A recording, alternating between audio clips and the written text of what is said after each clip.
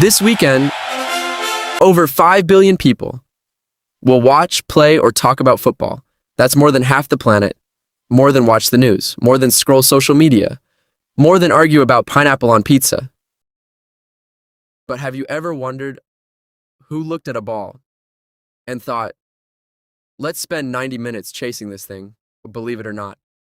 Football wasn't invented in one afternoon. Its story begins over 2,000 years ago, and it involves kings, wars, banned sports, and a pig's bladder. Yeah, we'll get to that. Our story begins in ancient China, around 300 BC. Soldiers needed a way to stay fit between battles, so they played a game called Cuju, which literally means kickball. The goal wasn't a giant net. It was a tiny hole in a piece of silk stretched between bamboo poles. Imagine trying to kick a leather ball through something the size of a pizza box while wearing heavy armor. Missing the target was probably part of the workout. Meanwhile, Japan had its own version. It was called Kamari. But here's the strange part. Nobody won, nobody lost. There were no opponents. The goal was simply to keep the ball in the air together. Think of it as hacky sack, except everyone dressed like royalty. And if someone dropped the ball, everyone looked at them like they had just unplugged the Wi-Fi. Medieval England. Now, let's jump to medieval England. This is where football became absolute chaos. Imagine hundreds of people chasing one ball through an entire town, windows breaking, dogs barking, chickens running everywhere, someone's grandma yelling, "Not again."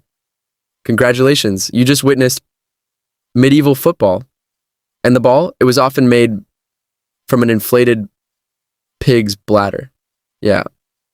Football was once basically pig-powered. There were no referees, no sidelines, no time limit. Sometimes the goal wasn't across a field. It was the next village. Some matches lasted for hours. People got injured. Shops were damaged. Entire streets turned into the football pitch. This wasn't just a game. It was organized chaos. The kings had enough. Eventually, the king had enough. Not because football wasn't fun, but because nobody was practicing archery anymore. In medieval England, good archers were essential for war. But instead, young men spent their time chasing a pig's bladder. So, in 1314, King Edward II banned football. Later, other English kings repeated the ban. Did it work? Not even close.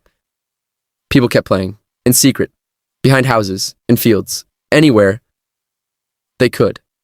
Turns out, telling people don't play football only made them want to play even more. The rules changed everything. In 1863, everything changed. A group of English gentlemen walked into a room, sat around a table, and did something football had never seen before. They wrote the rules. No more punching, no more tripping, no more carrying the ball like you just stole a loaf of bread. For the first time, everyone could play the same game. Well, almost everyone, because not everybody liked the new rules. The big breakup. One group said, hands are part of the game. Running, tackling, carrying the ball. The other group said, nope, feet only. So, they split. One game became football. The other became rugby. Same ancestors. Very different family photos. Football goes global. Once the rules were simple, football spread by everywhere. British sailors, then workers and merchants took a football wherever they went. One ship, one ball, one new country. Again and again. Soon, people from Europe, South America, Africa, and Asia were all playing the the same game. By 1904, there were so many countries at Tarbetzel that someone had to organize the chaos. So FIFA was born. Think of it as the world's football referee without the whistle. The first World Cup then came 1930, the very first World Cup, hosted by Uruguay. Only 13 teams arrived. Some spent 2 whole weeks crossing the Atlantic by ship. Imagine preparing for the biggest match of your life while getting seasick.